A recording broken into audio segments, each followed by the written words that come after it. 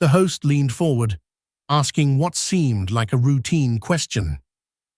"What keeps you going, Elon, when the world feels like it's falling apart?" No one expected what followed. Elon looked down for a moment, his fingers laced together. "Honestly, lately, it's been prayer, and something bigger than me that I can't quite explain." The audience went silent. This wasn't typical Musk logic or tech talk. This was soul talk, and it hit deeper than algorithms. "There's been pain," he continued. "Moments I couldn't fix with money, data, or design. And in those moments, I've had to just trust." The host blinked, surprised. "Trust in what?" Elon answered softly. "In God. In something beyond my control. Because sometimes, that's all you can do."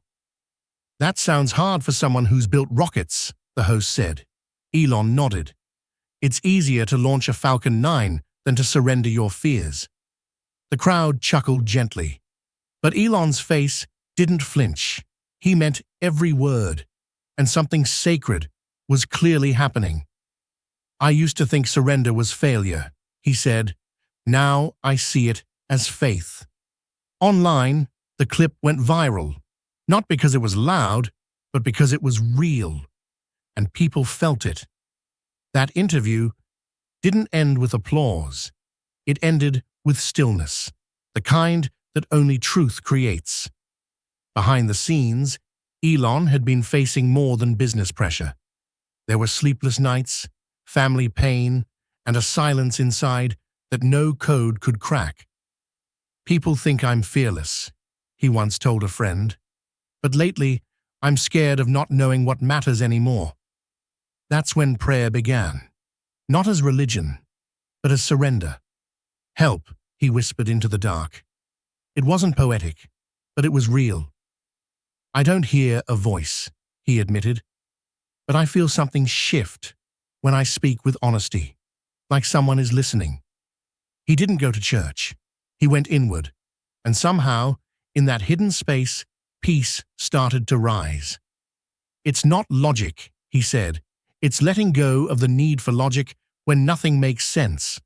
Critics said he was unraveling, but those closest saw the opposite. He wasn't breaking. He was opening. Prayer didn't give Elon answers. It gave him rest. And for a man running on genius and fire, that rest became holy. "I still believe in reason," he said.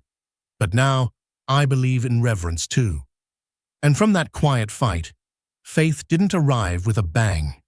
It arrived like a whisper and stayed. Elon spoke candidly in a podcast. "Control used to be my obsession. If I could master it, I thought I'd master peace. But life doesn't always follow code." And when it didn't, he finally said the words that changed everything. "God, I need help." He didn't expect lightning. He just wanted calm. And oddly, he got it. "The world thinks surrender is weak," he said, "but letting go is what gave me strength." The host asked, "So what changed?" Elon replied, "I stopped trying to fix everything and started trusting that not everything needs fixing." He started walking alone more often, not to think, but to listen. That listening became prayer, and prayer became fuel. "God doesn't always answer," he admitted, "but I've learned he's always present, especially in the quiet." Fans were divided. Some said he was evolving. Others said he was losing touch. Elon didn't care. He had found peace. "This isn't about religion," he said. "It's about relief. And that relief came when I gave God space in my chaos." And the more he let go, the more grounded he became. "Logic has limits," Elon admitted during a university Q&A, "and I say that as someone who's worshipped it for decades." The crowd laughed nervously, but he continued, "There are things reason can't fix: grief, loss, love. That's where God stepped in." He shared how a friend's sudden passing shook him. "I couldn't compute it. I could only cry, And I could only pray. He paused. And prayer didn't remove the pain. It wrapped it in presence. And that changed everything. A student asked, "Do you think God planned it?" Elon replied, "Maybe, or maybe he just held me while it happened." It wasn't theology, it was raw, and that made it powerful. "I used to mock faith," he confessed. "Now I admire it, because it survives where science stalls." His honesty was refreshing. There were no big words, no formulas, just one man telling the truth. "I still believe in engineering," he smiled. "But now I also believe in grace." And in a world starved for meaning, that belief gave people permission to feel again. Elon began a new habit. Before major decisions, he paused, not for data, but for prayer. Even 5 seconds, he said, just to ask, "Is this good? Is this right?" That pause changed his leadership. He became more thoughtful, less reactive, and strangely, more effective. "The best technology needs timing," he said. "And sometimes, God's timing is better than mine." He paused before press conferences, before launches, before speaking to his children. "I don't do it to perform," he said. "I do it to stay aligned." Reporters asked about the shift. "Did you find religion?" Elon answered, "No. I found rhythm. And it starts with reverence." That reverence didn't make him slower, it made him centered. In boardrooms, that 5-second pause became contagious. Others joined, not out of faith, out of respect. And with each pause, his world didn't stop. It opened. Elon opened up during a panel. "Some days I wake up and wonder if any of this matters. That's when I pray," he said, "not to fix the storm, but to remember who calms it." He didn't claim to be holy, just human. And for the first time, that felt enough. Prayer didn't stop the headlines, or lawsuits, or stress, but it softened how he held them. "I used to react, now I respond, and God helps me bridge that gap." He quoted a verse he once mocked, "Be still and know. I finally understand that now." That stillness didn't come from meditation apps or therapy, though those helped. It came from surrender. He started using the word grace in his emails. Staff noticed. So did his tone. "You sound softer," one employee said. Elon smiled. "Storms taught me that thunder doesn't change things. Listening does." And in those storms, God wasn't the rescue. He was the raft. Elon admitted something vulnerable on a live stream. "I used to silence that inner voice. Now, I believe it was God all along." "It's not loud," he said. "It's gentle, persistent, like a whisper that won't leave until you answer." He used to call it intuition. Now he calls it insight, because it comes from somewhere far deeper than instinct. When asked how to hear it, he replied, "Turn everything off. Sit still and just ask, what do I need to hear today?" That voice saved me more times than my intelligence ever did. He began designing tech with more silence built in. "The world doesn't need more noise," he said. "It needs more pauses." He journaled every morning now. One question per page. "God, what are you showing me today?" "It's not always profound," he said, "but it's always honest." And the more he listened, the more his decisions felt less reactive and more redemptive, because that voice didn't give commands, it gave calm. And calm, he realized, was the new genius. Months after his viral interview, Elon returned to the same show. "A lot's changed," the host said. "You started a conversation the world didn't expect." Elon smiled. "I just spoke truth, that's all. It surprised me too." The host asked, "Do you still trust God's plan?" Elon nodded. "Especially when it doesn't make sense." "Why?" the host pressed. Elon paused. Because I've lived through plans that did make sense, and they didn't always bring peace. God's plan isn't easy, he continued, but it's better, because it leaves room for grace where I only saw gaps. He didn't preach, he just reflected, and in that honesty, millions saw themselves. What would you say to your old self? The host asked. Elon replied, stop fixing, start trusting. And that message became the quote of the year. He ended with one final sentence. I still believe in solving problems. But now, I let God solve me. The world applauded, but Elon just closed his eyes for a moment, because applause fades, but God's whisper stays. Elon began a tradition during launches, 30 seconds of silence before countdown, not mandated, just modeled. We launch into space, he said, but I start from surrender. One engineer asked, what do you pray for? Elon answered, clarity, calm, courage. Another asked, what if nothing answers? Elon smiled. Then the prayer itself is enough. He didn't want to create followers, just invite presence.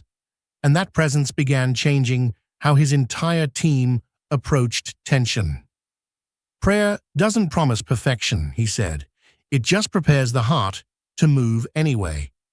Even skeptics pause now, not to believe, but to breathe. And sometimes, that's how belief begins. He kept a note in his pocket. Stillness is strength. It wasn't a motto, it was survival. And in the middle of chaos, he learned that trusting God isn't about answers, it's about anchoring. And Elon stayed anchored, not in logic, but in the stillness that God made livable. One night, Elon sat beside his child's bed. The questions came. What happens when we die? Where does love go? He didn't have clear answers, but he said something he never thought he would. I think we go where God already is. Do you believe in him? His child asked. Elon nodded slowly. Yes, not because I see him, but because I feel him. They prayed together for the first time. No script, just whispers, just hope. I don't always understand life, Elon told his son, but I'm learning to trust the one who does. That night he wept, not from fear, but from fullness. The man who built empires now built trust with heaven. And in that room, prayer wasn't theology, it was family. He journaled later.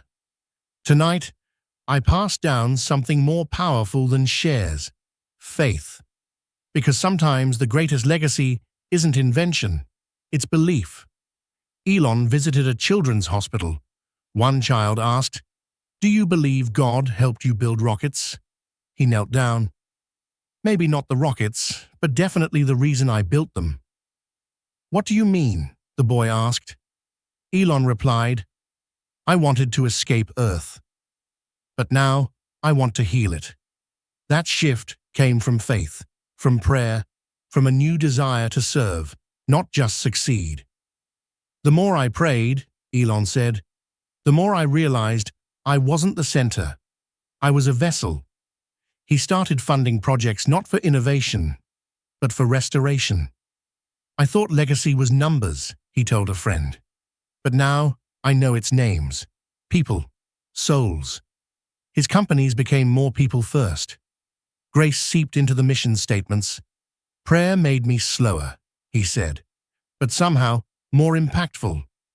And slowly, the man who once chased stars began chasing stillness, because he realized the unseen hand he once ignored had been guiding all along. Elon never claimed certainty. There are still days I wonder if I'm just imagining it, he said. But prayer wasn't about perfection, it was about presence. Faith isn't science, he explained. It's surrender with scars. Some days he doubted God. Other days he doubted himself. But he never doubted the peace that prayer brought. Maybe God doesn't need me to be certain, he whispered. Maybe he just needs me to show up. He journaled even when empty. Not hearing today, he'd write, but still speaking. Faith isn't about having the answers, he tweeted. It's about trusting when nothing adds up. That tweet broke records, not for controversy, but for comfort, because doubt didn't disqualify him. It made him relatable. And in that raw space, others found freedom to pray too, even with questions. One morning, Elon got a call. A project he'd poured his soul into had failed, publicly, brutally. The internet mocked, headlines roasted, his team panicked. But Elon stayed still. "Let's pause," he told his staff. "Let's pray, together or alone, whatever works." No one expected that, but they did it. 30 seconds of silence. Breath. God. "We didn't fix the failure," he said, "but we found peace inside it. Losing publicly showed me how privately strong I'd become." That day didn't break him.